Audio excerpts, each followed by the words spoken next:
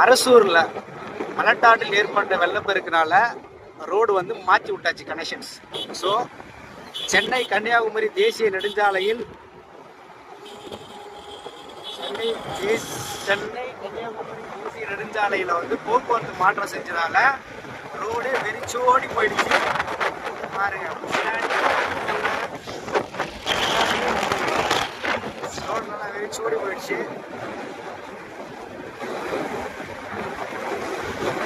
தென்பெண்ணை ஆற்றில் வந்து வெள்ளப்பெருக்கு அதிகம், அதனால அதுல துணையாரான மலக்காட்டிலே வெள்ளப்பெருக்கு அதிகமாயிட்டு அரசூர் பகுதியை சுத்தமா தண்ணி மூழ்கி நீர் வந்து சூழ்ந்து குடியிருப்பு பகுதியில் நீர் சூழ்ந்துடுச்சு.